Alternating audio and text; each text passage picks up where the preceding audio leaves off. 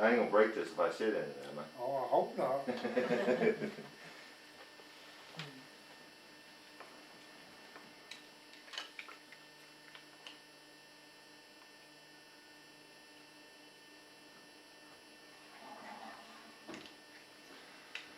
Well, let's see.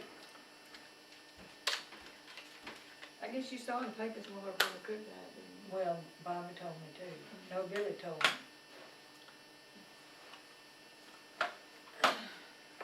Now, if you go ask a question, talk loud so I can hear you, cause I can't hear for one ear. Alright, I will. Now, did Dorothy ever kick your butt when you growing up? No. And not that I know of, we got along fine. Yeah? Oh, we didn't get, oh, the brother and sister gonna have the differences, but didn't have no big fights.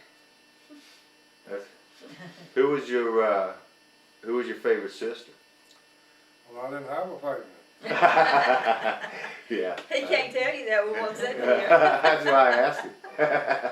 I wanted to put him on the spot. No. So now, I want tell me who was your mother and father's full name? John Coleman was my father. Mother didn't have a middle name. Mother, I don't think had one. I know didn't know one. Bessie was her first name, but that's as far as I know. Bessie Haskins is one of Bessie her middle Rigg, names. Bessie Rigg. I don't think so. Was it short for Elizabeth or anything like that? I don't think so. Yeah. So Grandma was a Rigney. And married. Right. No, she married a Oh, Haskins. yeah. I was thinking of my grandma. So what do you remember? Do you remember your grandparents at all? No. I can remember my grandfather on his deathbed on the Rigney side. And I remember well my grandmother on my father's side.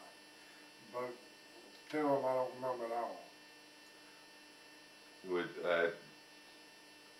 How old were you when they passed away? Do you remember? Oh, I was less than 6 years old. I'm not sure, really, exactly.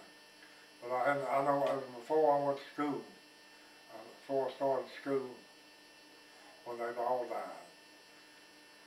I think on my daddy's side, his daddy was dead before I was born. I believe so too. I don't ever remember anything about him. And I was only probably 3 or 4 years old when my granddaddy Rigney died. But I don't remember when my grandmother Rigney did die. But I don't remember when my grandmother Haskins died, but I remember her living with us. Even after I started school, I was over 6 years old when she died. But I don't remember what year she did die. Where were we all living when she was living with you? We were living at the old Brown place, they call it, in the curve of the road right here below us. And was that? Right straight across from the La Pra's old store.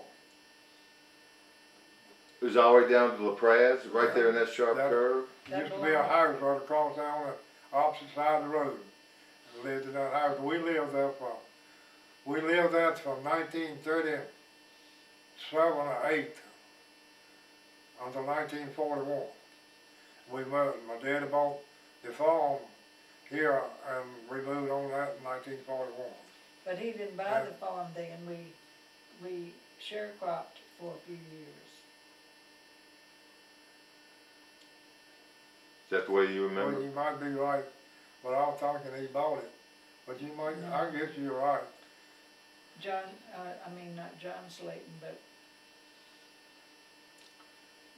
I remember when we moved on the farm, we started sharecropping, swapping our work. We traded work with the Kirk's family across the island. We planted big crops every year of tobacco, which was the main income, and we would help them do theirs, and in turn they would come and help us do ours.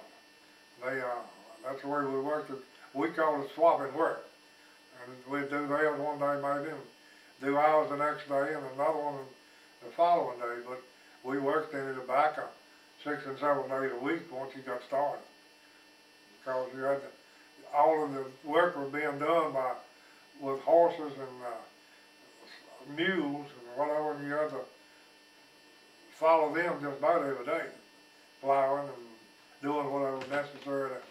And like I said, the tobacco was the main crop, and that's where you got all of your income from, because we didn't have any way of selling any subcrops in a way. Nobody had any mechanical motivation. Just very few people had vehicles.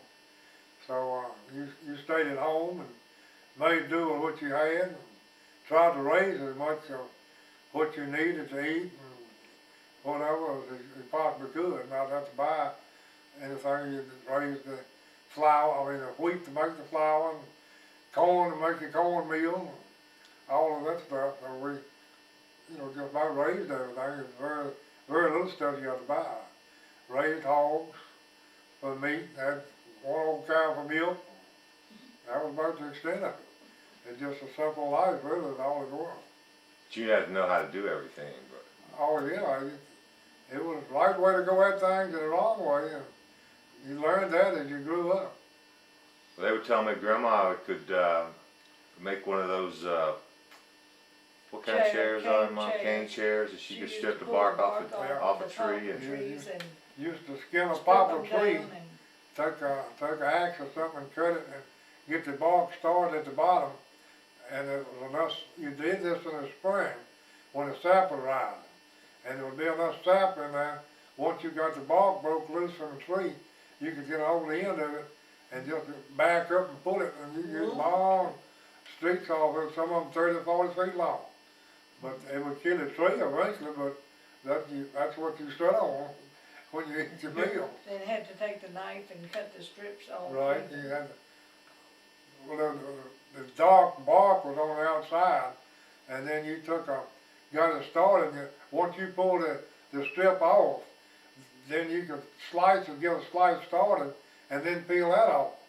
So you just used the inner side, you didn't use the outside, well, that was showing. The bark part, it wasn't involved. It's pretty on the inside. You think that, that sap act as some of as glue? No, it was acting as an agent to make the bark turn loose. It would make it a whole lot easier to come off. If the sap hadn't been there, you couldn't pull that bark off. And that's when you had to do it, was in the early spring, when the sap was, when the weather started warming up, that's when everybody said the sap's rising. Just about the time the leaves started putting out on trees, that's when the tree had the most sap, and that's when you pulled the bark.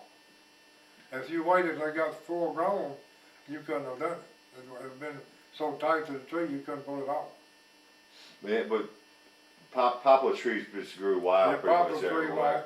They were used for lumber, people built houses out of them. Whatever, they were the main tree really in this area, in this whole region.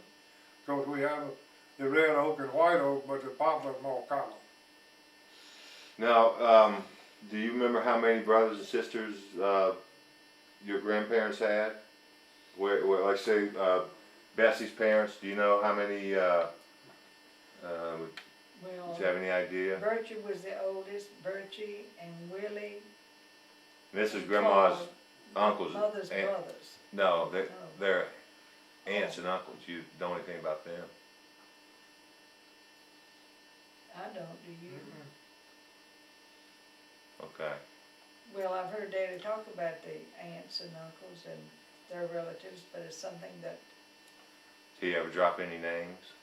he dropped names, but they dropped from my brain. All right, then. Well, then how? On Bessie's side of the family, she had how many brothers and sisters? Do you remember? And she had Birchie and Willie and Claude and Timmy and Okie were the boys. They were all Rigneys, right? And we had Grace and Mother and Minnie. Minnie and Well, Sistine, I think, was in between Mother and Aunt Minnie. They called her name was Sistine, but they called her Sis.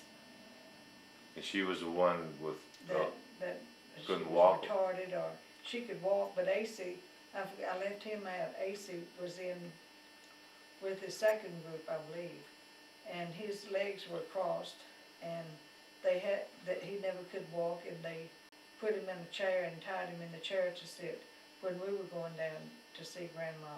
why did they have to tie him in the chair? To keep him from falling out, because he couldn't uncross his legs. They would just cross. Was that from birth, you think? I think so. I never knew him any other way. Now, Uncle Timmy, I don't know if anybody ever told you, but he was so small. He was a big man when he got grown. He was about 6'2" and weighed close to 200 pounds. But when he was born, they said you could put him in a quart jar, and they had to pin his clothes to a pillow, so he wouldn't roll off with a pillow until he got 7 months old. He was so little. Wow. I didn't remember that. You know, that's I heard Mother say that. He was always Yeah, small. I was sure you'd remember that. He weighed less than 2 pounds. Now, how about on the Coleman side of the family? Did you Dave, have- I can't tell you that much about them. I know, we know they live close to them. I went to visit my Uncle Ben, that's Dad's oldest brother, I think. And then I visited him quite a bit because they had children about my age. And we lived so far apart that without transportation it was hard to get to see one another. So, but he had, Dorothy probably had to help me remember his, Odie and Millard, Millard was one of the older ones. Millard, Odie, and Uncle Ben. And Dad, I reckon, was the only one there. The 4 boys and Aunt Bessie and Aunt Mary. Where was Fody on that? Oh, He was was on the big- Bess's side? Okay. Yeah. Now, when Coleman and Bessie got married, they had, what, 9 kids in all? Yeah, Yeah. afterwards. Yeah, And Mother and Daddy got married the same day that Aunt Grace and Uncle Russell got married. They got married in Chatham, and I had their wedding, their marriage certificate. let me see if I can get what Billy knows about it first, and then, because you're not in the shot. Oh, I'm just kinda, Well, that's okay. I mean, I got the audio on it anyway, so. So, Dorothy is oldest now, but there were was. 2. Two, One. older. No, No, one older. Six. Cecil Cecil was the Morgan. only one older. Cecil, Morgan. and then and then me. what happened to Cecil? He died, I was thinking he died from pneumonia. I think that's right. That he felt, that they were living at Granddaddy and Grandmother's place. Granddaddy was dead, and he bought land back before the Depression, and when the Depression came, he couldn't pay for the land, and it was taken back by the people that he bought it from, but they had the right to live there the rest of their lives. And Mother, and Granny lived there, and that was her home until she died, although later she started staying around some with the other children. And Okay. So, you mind naming your brothers and sisters? Well, then as I started at the top, I got Dorothy, and then myself, and then Lena, and Evelyn, deceased, and then come Bobby, and then Wayne, Douglas, and Brenda. right, And where is the other one that died come in? the oldest one. No, It the was, so you second said it one. was 2. It was 2. No, we didn't have. I thought you had. You said you had 2 that died. No. Oh, okay. Well, I mean, David heard you say. Well, and then I suppose that, I mean, if you didn't have any way to get around, it was hard to go see a doctor too. Absolutely. So it was We sort of, didn't have transportation. It was like I told you to start with, very few people in the neighborhood that had vehicles to go anywhere at all. And you'd have to walk sometimes maybe 10 miles through that neighbor's house to get transportation if it was available. Wow. And, which, they were nice as they could be to take you when you really needed to go. But we didn't get I think the first vehicle we got was I think it was 1945 or 46. My dad bought And Nash. a 36 model Ford is what he bought to start with. That's the first car that I remember us owning was 1936 Ford. And then it didn't last too long, and then he traded that, sold that, parked it or whatever, and got a 1941 Nash. And we kept that until, and they bought a new one in 1951. Bought a new model Nash. As the only new car we had while I was a young man when growing up. And then after that, you know, they'd buy another car, you use pickup. And he bought, I think after that, I think the first pickup he had was a 1955 Ford pickup. And then, he kept that a long time. But he kept the pickup truck from then on. I remember him. But I'm not sure. I remember when he died, he had a Chevrolet, but I think he used most of the Chevrolet, but I remember the first one was a 55 Ford, because we went to Shenandoah Valley on the Shenandoah River fishing. On a fishing trip, my youngest brother Douglas, my brother-in-law, and my dad and myself went off up there. Kids were playing ball in the road, on the side of the road, going up, and one threw a baseball and over down his head, and it bounced one time and hit right in the center of one of the headlights, broke out a headlight on the pickup. We went to Shenandoah River, was level with the banks, about to flood. We didn't get to fish at all. We stayed up there that night. On the way back the next morning, we was coming back down through Shenandoah Valley and seeing the pretty scenery, the mountains and whatever. And I remember my daddy looking around and he told me and my brother-in-law, he said, well, boys, he said, it's awful pretty up here. And he said, it's nice and everything, but he said, I didn't lose nothing and I ain't coming back. And a funny thing about that first car, I thought it was funny. Well, let me, all of us hang on a that- minute. Well, you don't need. Well, yes, I do. I mean, if you're gonna talk, I'm just wasting tape. Well, we just, he got all of us in the car to go for a ride to try the car out. And we went up to the Tinches, which is about 2 miles from where we live. And a chicken ran across the road in front of him, and he hit a chicken. And he got out of the car with all of us sitting there watching, laughing. He got that chicken's feet holding it up and went to the house where he thought it came from and knocked on the door and told them that he was sorry he had just hit their chicken and killed it. And I guess they got the chicken and dressed it. I don't remember. Granddaddy got the chicken, or did Granddaddy they? hit the chicken I don't with his remember that. Or they? car. The people who owned the chicken got Or the it, Tinches, yeah, the people that owned, he took the chicken to the people that owned it. and they kept it, Mhm. or they gave it to him. You still have. No, we didn't take the chicken, Oh. they kept it. So I don't know what they did with it, but. We were driving out on 36 Ford one time. We come back from Danville, we'd been to Danville, sell tobacco. And we come back by Boston Mew's house, over here behind the house, where we had to come that direction to get home.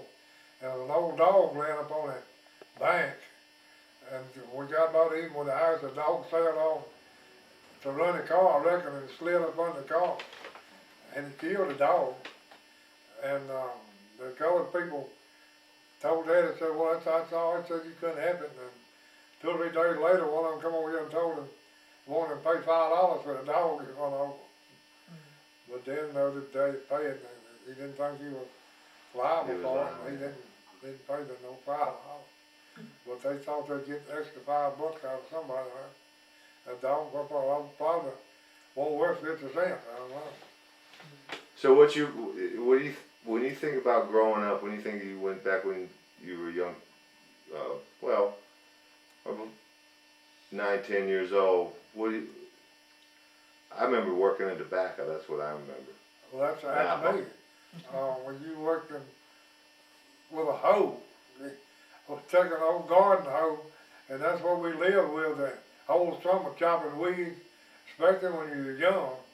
But I started plowing with the mules when I was about 12 years old, turning land and plowing. Well, I didn't do too much plowing the crop, but turning land and getting it in order to ready to plant crops and all that was part of my job. We had, well, there was something to be done all the time. We had to cut, we used wood for all heating and cooking and everything else. And you had to cut wood in the fall and summer every time you got a chance, so it was dry to be dry enough to burn in winter. You had to cut it for your cooking stove and had to have a huge pile of wood, and took a lot of time to do that. It wasn't any my idle time much. And there was a huge field out here, I don't know how many acres is in that field from right here in back of Billy's house, all the way down to where we lived. That Daddy and Billy cut down the pines. They called it bedding pines, and they just cut them down at the ground and let them fall over one on another. How long was it before you got electricity? We never did get electricity down at the old house. Not We until, stayed, we lived down there until what, 48 when we moved down there? 49, I believe. 48 or 9. Alvy and I got Morning. married on the, Built a new house in that 48 or 9 one, and they had electricity. Before that, we didn't have any electricity at all. we never had electricity when I was at home. And We I had got- an old washing machine, automatic washer, they called, well, a ringer washer with a gasoline motor on it. And that's what my mother used to wash with. But And she with didn't 8 have children, that. she needed a washing machine. And that really saved her a lot of work. But it had an old Maytag washer with a gasoline engine on That must have been a contraption. it. It was, and I wished I had it now because it'd be worth a whole lot of money. Yeah, really? Before that, she washed on a washboard, with just rubbing with her hands. So what do you remember about your, what kind of funny story can you tell me about Dorothy? Well, I could tell you several things, but one is really standing. I can tell you two, really. There was a party across the river from where we live now, about 4 or 5 miles, and her and your father were going dating, just had started dating. And that's when, I forgot now, I think that's when we had that old 36 Ford. Might have been, no, that wasn't the one. We had, I forgot what kind of car we had, but anyway, we all went over to that party. Well, when we come back, going into on the old dirt road and going in, there was a rock run across the road diagonal. Anyway, the dirt was lower than the rock sticking up out the road. And they was kind of hugged up and smooching a little bit when we come out that night. I thought of that rock up there. So I hit that rock and the car bounced plumb up off the ground. I woke them up. It got their attention. It Quick. bounced a lot going and coming Mama, back too. this Billy's telling me something. Okay. All right, now. We're And trying another time had been, this was before that, I think, your daddy had a 1941 Chevrolet pickup. And he came out and picked up your mother and for a date, and I went with him and went to Chatham to the movie. And down the road about 3 or 4 miles below us, there's a steep hill coming up, and when you come up that hill, you go over and right straight down on the next one, coming over the hill. Well, that old truck wouldn't run but so fast, but there's a long straight coming up to it, and just soon we got around the last curve, I flowboarded. Here we went up that road, boy, and I was probably running 35 or 40 when I got to the crest of that hill. Well, it completely left the road. And bounced, it didn't go far, but it bounced pretty good. And that woke them up too, boy. I tell you right now, they woke up in the hair. Was that the same day? Same, No, or it's was a it different one? probably a year difference in the time. It was later when I run over the rock. I come over the hill woke them up first time. Chuck think that was funny? They didn't think much about it then. They laughed a whole lot about it afterwards, but they didn't think a thing about it. They wanted to get me right then. They did over yonder too about the rock. Well, they should have been thanking you for giving them a ride, don't you think? Well, I thought I was doing them a favor. Yeah. So, you got, what about, Douglas, or, you got any funny stories about Douglas, or, Evelyn, or Brenda? Not or- really. Douglas was so much younger than I was. Later on in life, after he got about grown, or was grown, when I was married at the time, we didn't buddy around much together. We never had no trouble with Douglas. He was always a good brother. He was kind of different than the rest of us, but not that much. Yeah. We mean different, it's just. Sweet. Well, I don't know. Sometimes and aggravating sometimes. Just a precious brother. He probably, I don't think from what I remember, he pretty much didn't like living on the farm, did he? He didn't like working as good as some people did. I know that. But he would work. He helped after I got married and moved in this house down here. He helped farm. A right small little bit there. Because he was working with my daddy then. Then we was working on sheriff. And he done pretty good. He liked myself. He liked music. He loved music as good as anybody you ever saw. And he played the guitar some. Tried to play and sing, but he wasn't no professional by any means. Didn't have a teacher. Well, what about Evelyn and Lena? They were I pretty. couldn't tell you very much about them at all. Were they closer to? Were they still a lot younger than you and Well, they Dorothy? were younger than we are, yeah. There's about 2 years difference in all of our ages, except for Wayne and Douglas, and I think there's 3 years between them.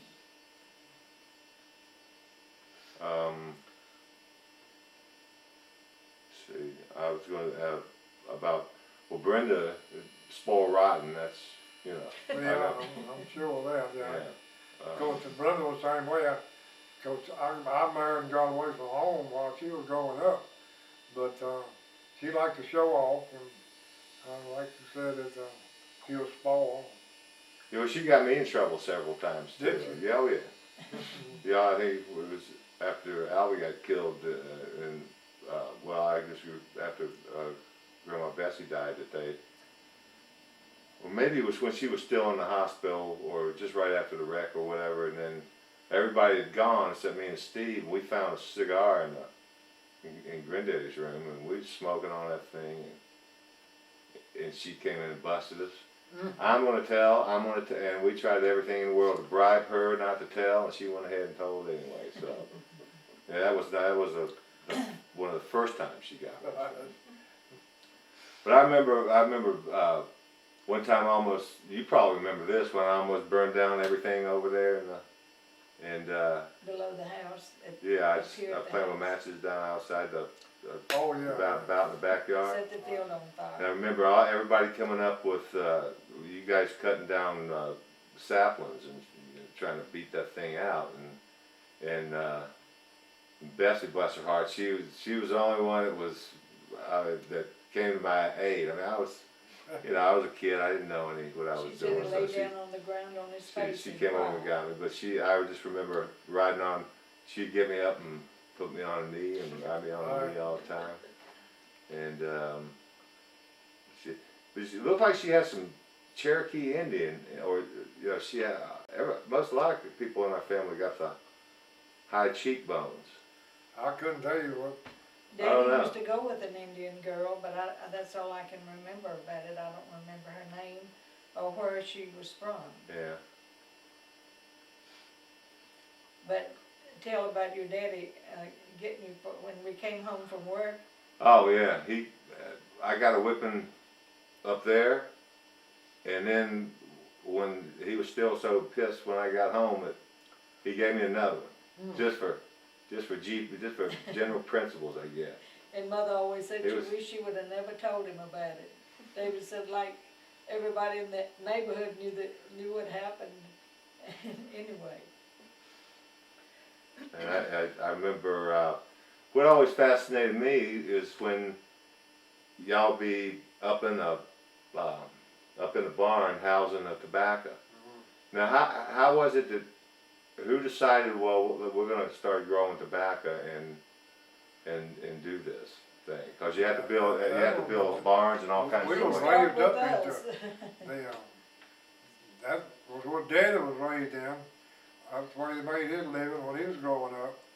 And the same way, then, as you grew into it, well, you started off, when you was putting the tobacco up, you got up in the top of the barn.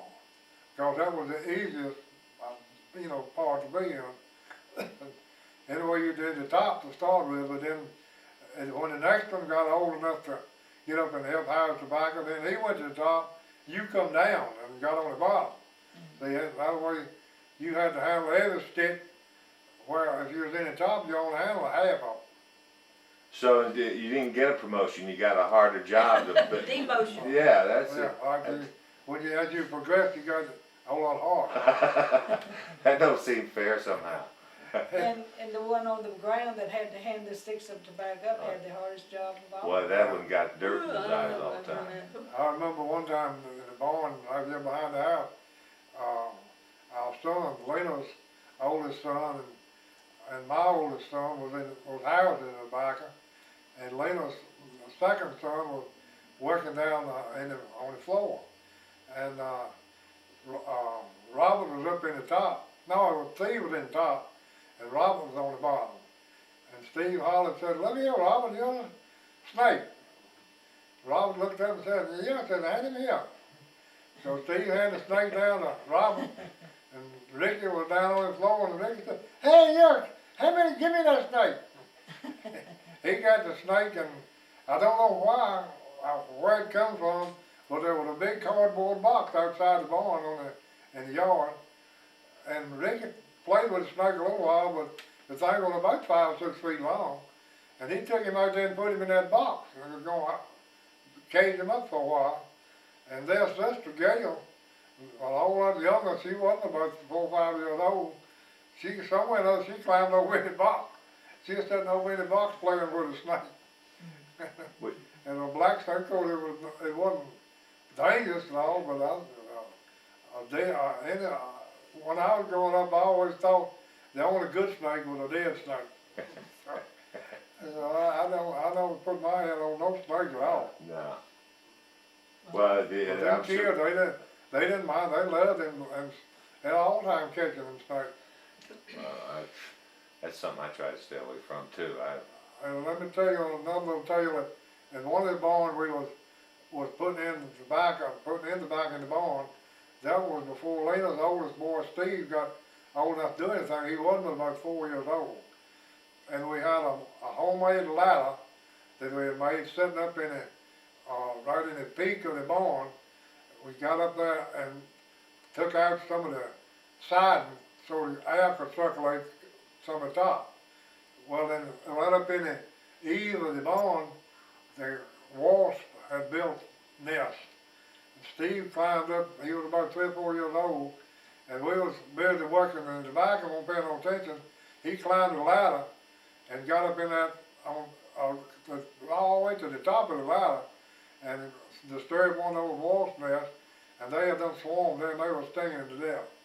And it was on a Wednesday afternoon, and I got off at 1 o'clock on Wednesday, and I happened to be there when that happened. I was the only man there beside my daddy. And, but anyway, I got up the ladder and got Steve and brought him back. I don't know what he did. I don't think they ever got him down. I haven't been there. But his face swelled up, His ears. his eyes, and he couldn't even see for 3 days. Was surprised he could breathe too. You know, but it didn't bother his breathing, you know. But it just swelled up on the outside. I remember that. I mean, I'm not sure if I remember I it was happening, thinking but I it was remember on the outside that. of the barn. And I was thinking the ladder was on the outside of It the was. barn. It was outside. Oh, It was on the outside of the barn. Is that walnut tree still down there? Did No. they cut it down? I don't know what happened to that tree, but it was pushed down or something later on, and I don't remember what happened to it. That's one thing I remember about that barn down there, was that big old walnut tree out there. I remember laying up on a limb up in that walnut tree and was dirt and dozed off, I reckon, somewhere or another. I rolled off, slammed down against the ground, boy. It knocked, it was 15 minutes, I believe, before I could get a full breath. And knocked every minute breath out. I thought I was going to die. Well, what possessed you to get up and take a nap in that tree? I don't know, just kind of. Must have been sleepy. It looked comfortable, I bet. I didn't even go to sleep. I might not have went to sleep, but I must have dozed for a minute. And another time, I got busted. People cut the tops off of the corn and to feed the cow, and cut it off where the ear come off of the stalk. They cut the stalk off just above the ear, and they would boil them up and then, you know, store them somewhere and feed them to the cow and the horses in the wintertime. And Vernon Davidson had cut the tops off a field of corn down the road here behind the house. He had a 34 model Chevrolet truck, a ton and a half truck with sideboards and all on it. Me and Vernon Davidson and my daddy went down there one morning and they threw those tops up in the truck and I packed them. And I had to pack them tight, and they was packed up probably 3 feet above the sideboards on how them heaped up. Anyway, when we got them all on there, they asked me was I going to get down and ride with them in the cab. I said, no, I'll just ride up here while I'm up there, I'll ride on the top. Well, then about halfway out the bottom up to the house, there was a ditch on across the road, and Vernon hit the ditch. And when it did, it threw me up above the top, and the truck ran out of money, and I come down and hit the ground again. And I was still laying down there when they come back to see about me. They got up here with it and found out I was gone, and then they come walking back to see where I went. And I was laying down there in the road. I like never got my breath, like killed me. I know, I never heard that about that. What do you That's remember? one of the hardest licks I ever got. Another a hard lick I got on the side of my head. I was working at a sawmill up the road a little ways, and we was moving the power unit, and we had rollers and long pieces of wood, round wood, using for rollers to slide move the power unit over on the bed of a truck.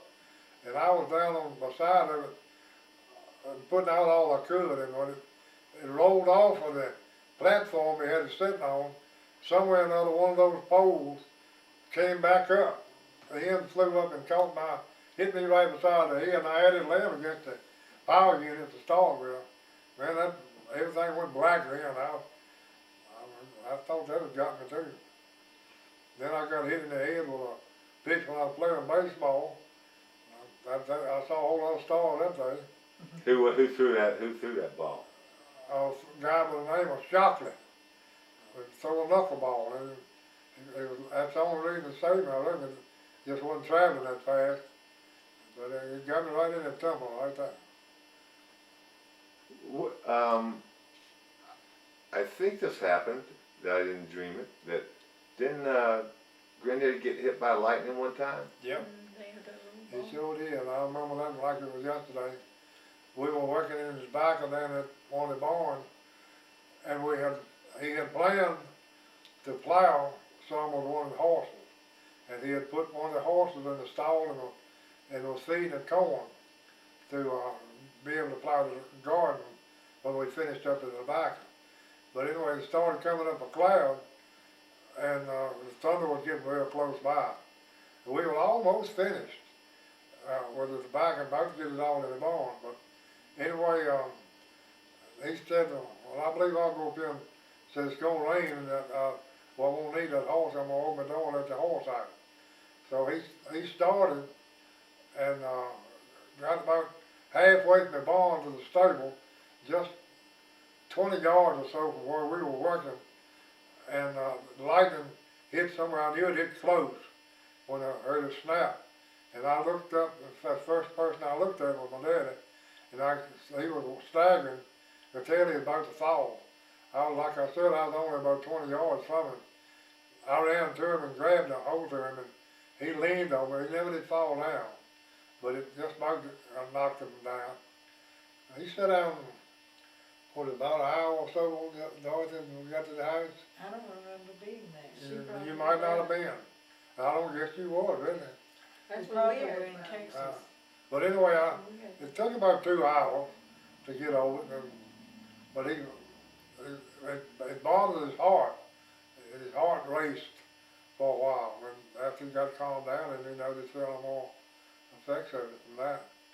But the lightning, what happened, the lightning hit a pine tree, ran all the way down the pine and out across the road, underground on a root.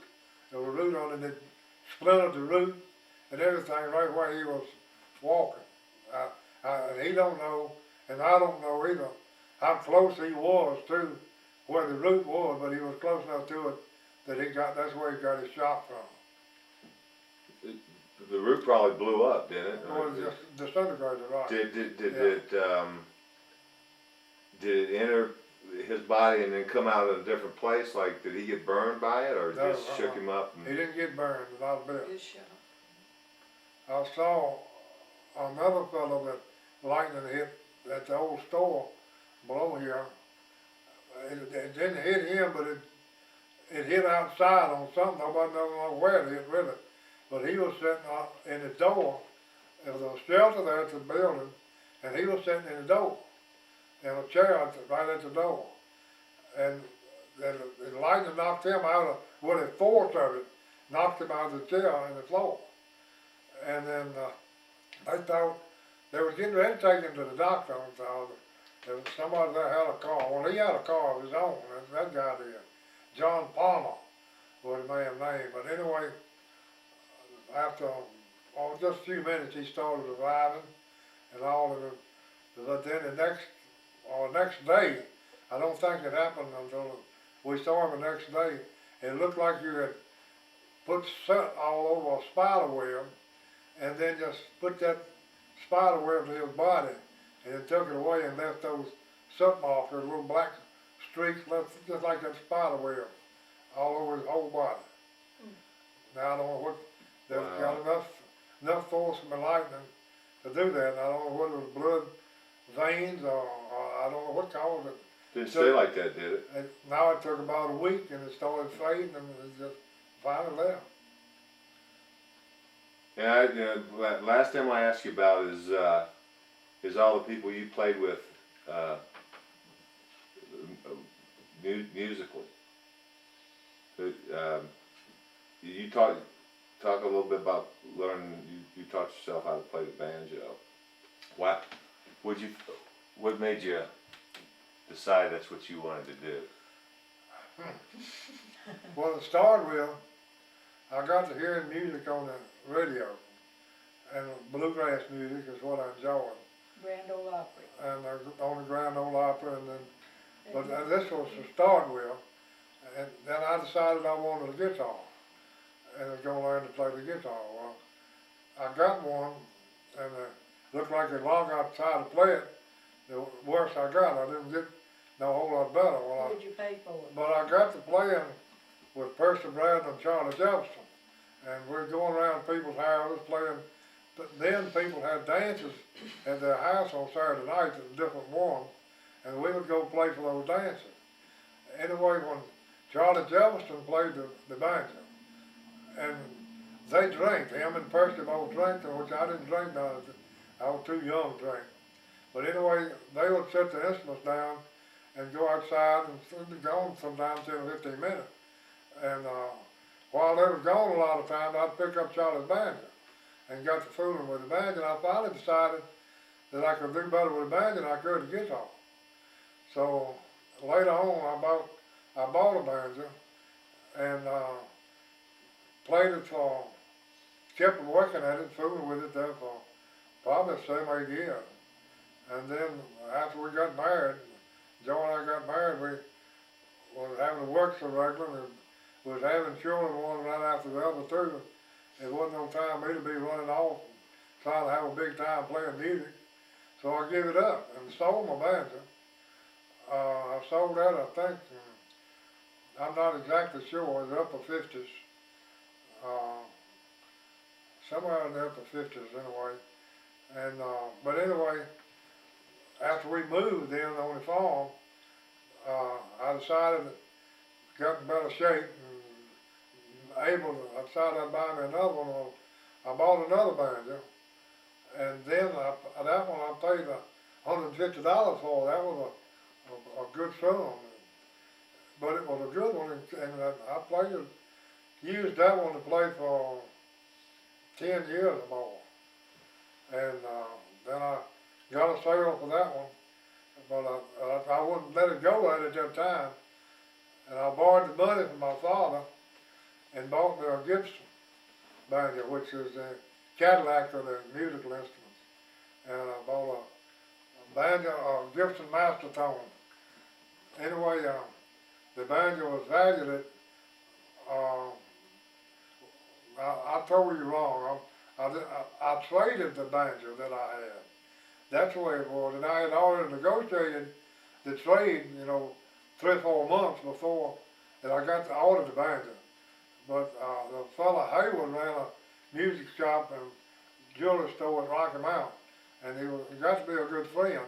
And he played music himself up until he opened this jewelry store. In other words, he played in Nashville for several years.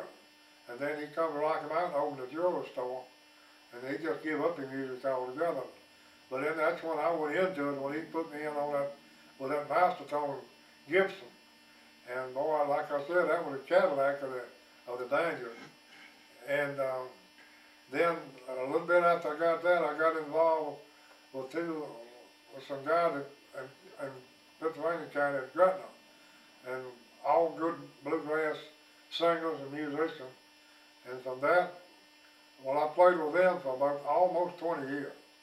We have all played up until I really got disabled to play. And one of them had quit in the meantime, so we just more or less broke up. What'd you call yourselves? Do what? What was do you have a name that you called? We called ourselves the Bluegrass Buddies. And we never did make a tape or an album or anything. We thought about it 2 or 3 times, but we never did do it. That's the only regret I've got now, because I would love to have had made a tape one of the last 3 or 4 years we played. I was love to have made, because we had got, well, better than some professionals at that time. Is there any recordings at all that you got? Yeah, we have some homemade recordings, yeah. But the way they were made, they were just made by a little small recorder, and set up in front of one of the speakers while we were playing, really. So, the sound is just terrible. Well, I got this theory. Whenever I see a bluegrass, and this still happens today, and you know what I'm talking about. And this probably came from just having one microphone, a small little mic. It's how when it's somebody's turn for a solo, they'll step forward or step over towards the mic, and when everybody's singing, everybody places themselves to a certain distance, but then everybody leans in, and I always thought that was really cool how. Right. And it was an art to it. It took a lot of practice to be able to do that. Dale McCurry still does. Okay, Billy, Yeah. who was the Glenn that had the barn dance in Danville, and how did you get with him?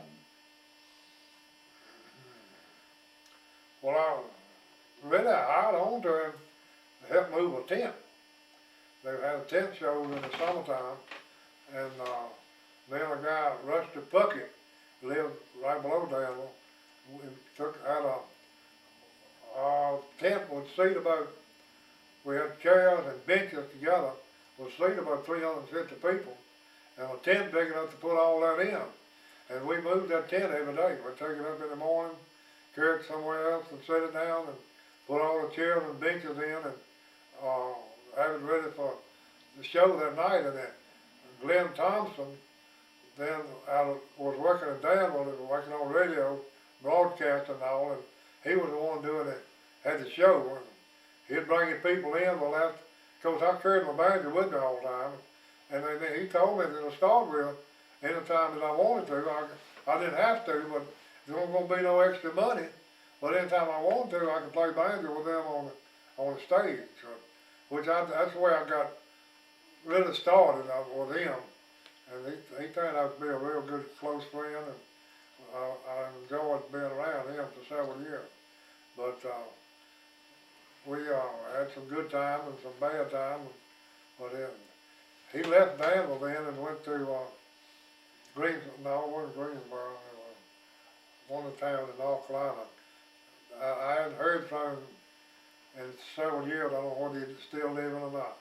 But his name was Glenn Thompson. I know he had a record show down there in North Carolina. He gave up the music in Danville when he left. So, They had old Virginia barn dance in Danville, and when well, David, that was barn dance. So he was in charge of that barn dance in Danville.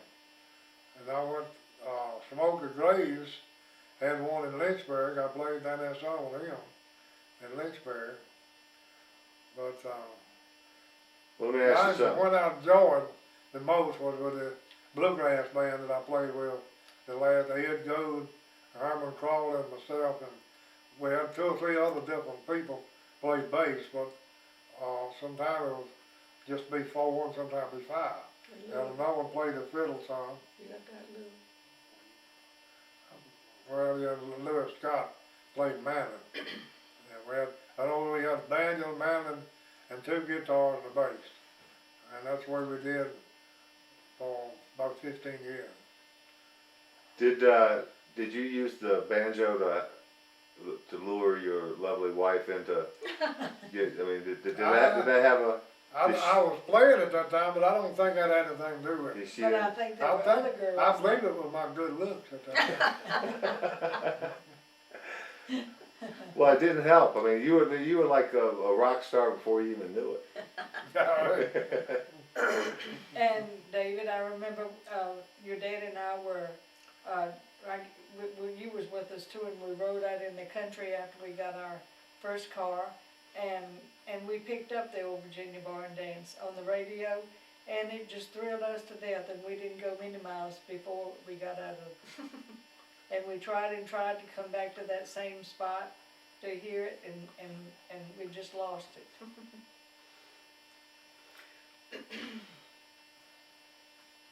Well, I appreciate you letting me pick your brain. I mean, I don't know what I'm trying to document some stuff, and I don't know what I'm gonna do with it yet. I haven't gotten a format with it, but I just want to make sure that I got.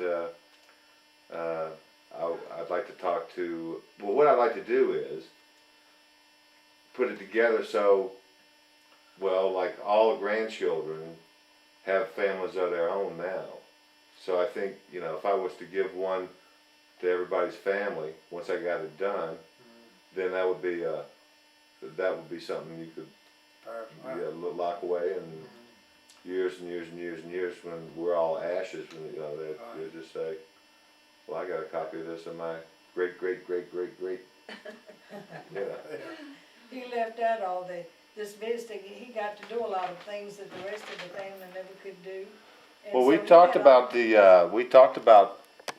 last time I was here. We talked about him when he was in the service and playing for, playing in music instead of having to carry a big old pack, right? Yeah. came home on the ship with the banjo on his stomach, sick as a dog. People are trying to get him up and make him play. But I was talking about when he was young, he'd go away every other weekend and spend the weekend. Mm-hmm. And his friend would come to our house the weekend that David and Billy didn't go to his place. And so they just did all kinds of things, like shooting each other with a BB gun. And Yeah, I heard about that we the other found night, out boy. Later, that we didn't know what was going on. We just know that he always came back late, and Dad and Mother always wanted to my daddy always was gonna whip him when he got back. And one time he stayed way too long, and Daddy was saying what he was gonna do to him when he got back. And Mother thought that he was, and so she went way over in the field, behind the trees, so she wouldn't be there when he got this big whipping, but he never got it. I remember Grandma going after Douglas with a broom one time. I thought that was interesting. She Oh, used to get Bobby to chase him.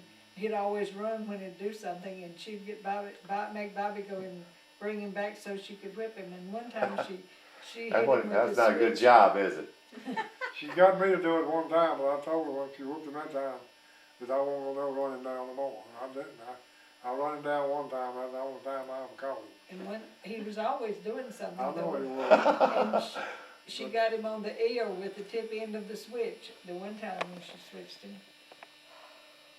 So we all got whippings, though. Billy got some whippings, and Dorothy did too. In fact, Billy and Dorothy got more than the ones I later. think so too, really. But looking back, I don't think we got too many that we didn't deserve. Well, that's usually the case, I I don't know guess. how they raised that many children. We kind of helped raise ourselves. How do you do that? Well, just doing and watching other people and learning how to do things by what other people did. We had some really bashful kids in our family too. And Bobby used to run and get up under the kitchen cabinet and hide when our cousins came to visit.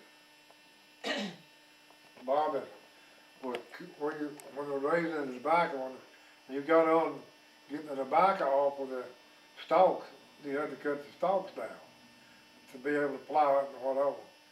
And my daddy had bought a stalk cutter, we call it a stubble cutter, in town, a new one. And I'd used it a whole lot, and I done cut a whole lot of stubble. I was probably around 12, 13 years old. And anyway, I got so hot over there one afternoon, I was cutting, got hot and wanted some water so bad.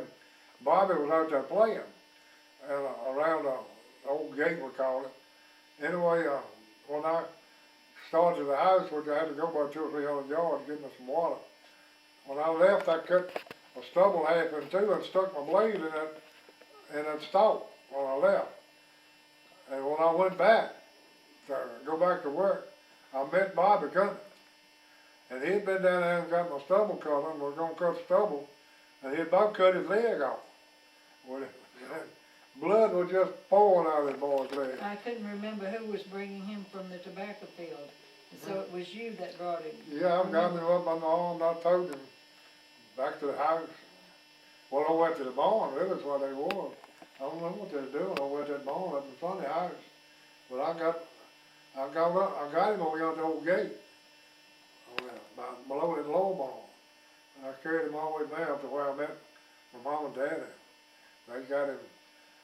I guess we had a car at that time, but somebody took him to the doctor. They get stitches in his leg anyway. And A lot of stitches. I was a don't big forgot cut. it was several, but I don't remember now. And Billy cut his foot chopping wood at Mr. and Ms. Davidson's when he was little. And I don't remember if you were barefooted or if you had on shoes. Yeah, but- barefoot, just cut my toe a little. And I remember Ms. Davidson mixing castor oil and sugar together and putting that on where he cut his foot and bandaged it up, and that was the medication he used to heal his foot. What was Sugar, it? Castor oil and soot. I Soot don't know. stopped the bleeding. Soot? Didn't she sew up one of her kids that cut herself? I was one of the twins, Joel and Jewel. Like to cut his foot off.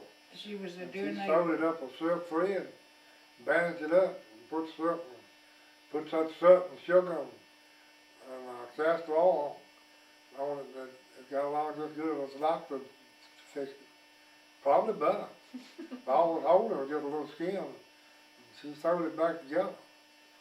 And then wasn't too long before the boy could walk. You have to be tough, though, I guess. You have to be. Well, back at that time, you had to be. Well, she was.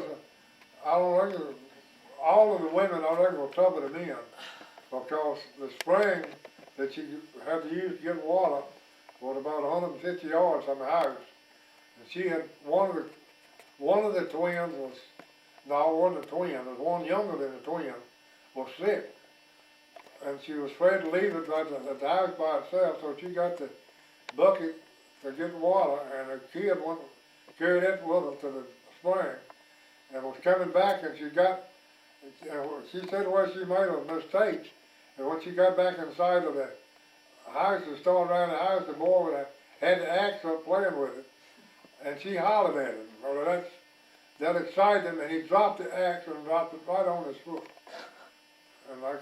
And there she was at home by herself with that little baby already sick, and two twins there that wasn't no size much. And that's what she was in, she went and served it up herself friend.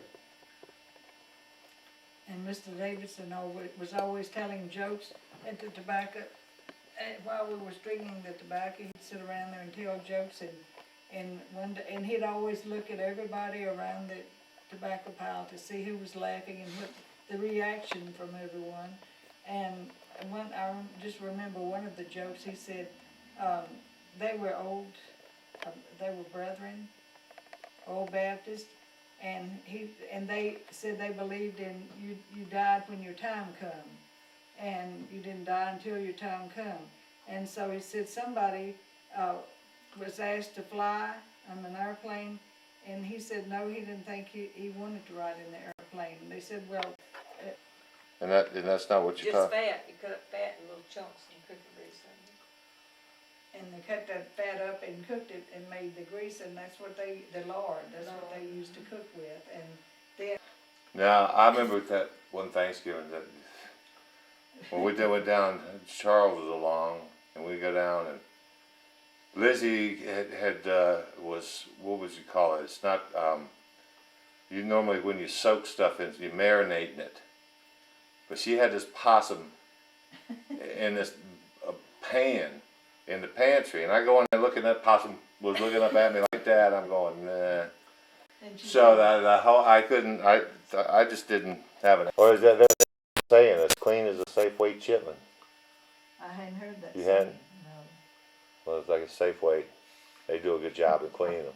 No. Well, Safeway is the store. We talked about that. I don't know if we get on work. We was grandma playing music down there one day. I forgot now, Uncle Billy Day. No, it wasn't Uncle Billy Day. One of them days.